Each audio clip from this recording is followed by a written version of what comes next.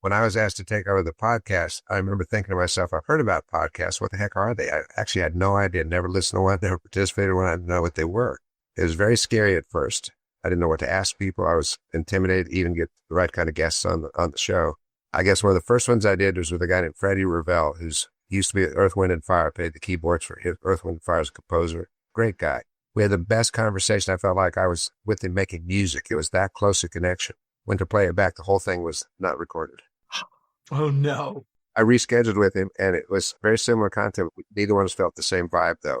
So that's like a major glitch, like, oh, I'm the only guy that got a chance to experience this thing. But it's still a great experience. Almost every day, I remember some of the lessons, though. I think I use it all the time with my wife where I say, the founder of Wikipedia said, I need to rest more, so I'm going to go to bed at 8:00 tonight, honey. It's just, and the credibility it gives you to just, I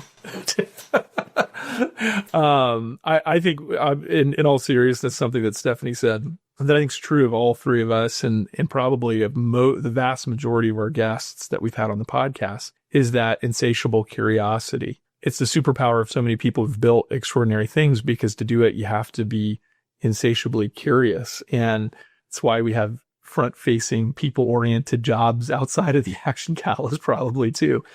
But I think it's been such a rewarding thing to see this through line across all these successful people, that curiosity is very much that. They love asking questions and understanding what makes things work, what make people work. And whenever there's a problem, they just ask more questions.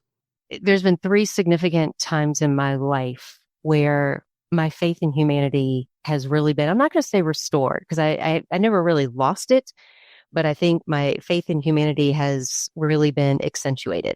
The first time was selling books and really meeting people where they were at and really understanding and recognizing that people really are good.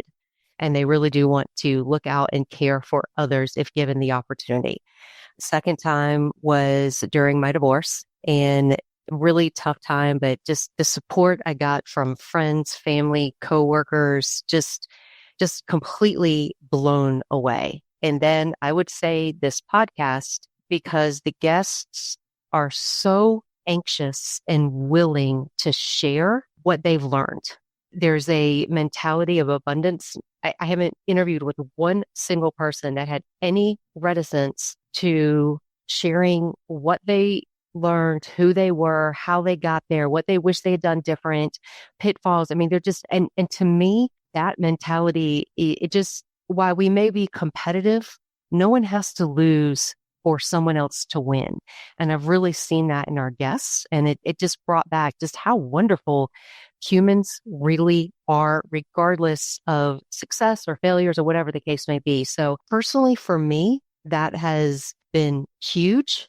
And it brings me back to the first one, which was a big attraction to being with Southwestern family of companies all these years, is what Dan alluded to. Part of our mission statement is we build people and people build companies. And there is no better reflection this day and age than getting folks on board with our podcast to talk about how they become better people to build better companies. And again, it's just a huge exclamation mark to people really are incredible if you'll let them be. So I know some of that's a little bit cheesy and a little bit personal, but I think when you get like-minded folks together, it is incredible what we can build.